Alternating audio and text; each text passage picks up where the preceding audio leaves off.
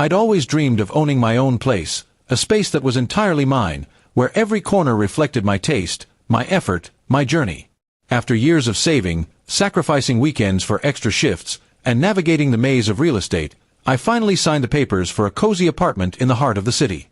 It wasn't a mansion, but it was perfect. A sunlit living room, a small balcony with a view of the skyline, and a kitchen where I could experiment with recipes I'd collected over the years. The day I got the keys, I stood in the empty space, heart pounding with pride, imagining the memories I'd create here. I wanted to share that joy with the people who mattered most, my family. So, I planned a housewarming party, picturing laughter, clinking glasses, and stories filling the rooms. But when the day came, no one showed up. The invitations went out weeks in advance. I called my parents, my siblings, and even my cousins, who I hadn't seen in a while but always felt close to. "Come see my new place," I said, my voice brimming with excitement. "It's a big moment for me." They all promised to be there. Mom said she'd bring her famous biryani. Dad joked about inspecting the walls to make sure I got a good deal. My sister, Aisha, said she'd come early to help set up, and my brother, Zain, texted a thumbs-up emoji with, "Can't wait." Even my cousins, who were usually busy with their own lives, confirmed they'd make it. I spent days planning, cleaning every surface until it sparkled, arranging fairy lights on the balcony, and setting up a playlist of everyone's favorite songs. I cooked for hours, samosas, chicken karahi, and a chocolate cake I'd practiced baking twice to get just right. The table was a feast, colorful and inviting, ready for the people I loved. The party was set for 6 p.m. on a Saturday. By 5:30, I was ready, dressed in a new outfit, checking my phone for updates. I texted Aisha, "You on your way?" No reply.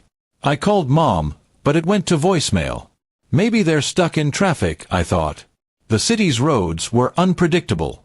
I waited, rearranging plates, adjusting the lights, refreshing the playlist. 6 o'clock came and went. The apartment was silent except for the hum of the fridge. I checked my phone again. Nothing. By 6:30, I started to worry. What if something happened? I called Zain. No answer. I texted my cousins. No response.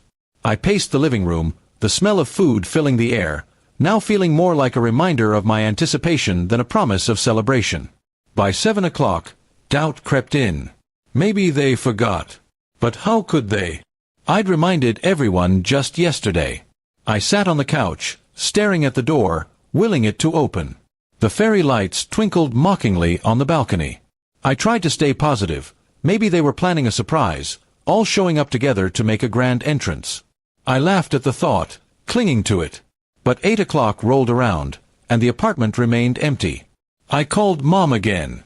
This time, she picked up. "Oh, Beta," she said, her voice casual, "I completely forgot. Your dad and I got caught up with some errands. Can we come another day?" I mumbled something about it being fine, but my throat tightened. I called Aisha next. She apologized, saying she had a last-minute work thing. Zain didn't pick up, but later texted, "Sorry, got held up with friends." My cousins didn't even bother responding. I sat at the table, surrounded by untouched food, the cake's icing starting to sag. The silence was deafening. I'd poured everything into this moment. My savings, my energy, my heart, and the people I thought would share it with me couldn't even make time. I felt foolish for expecting so much, for thinking this milestone mattered to them as much as it did to me.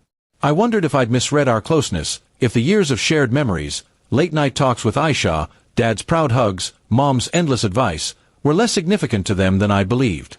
I walked to the balcony, the city lights blurring through tears I didn't want to shed. Part of me wanted to be angry, to call them out, but another part just felt hollow. I thought about the sacrifices I'd made to get here. Missed trips, skipped dinners, long nights working. This apartment was my victory, proof I could build something on my own. Yet, standing there alone, it felt incomplete. I realized then that it wasn't just about the apartment. It was about wanting my family to see me, to acknowledge what I'd achieved. Eventually, I packed up the food, turned off the lights, and put the playlist on mute.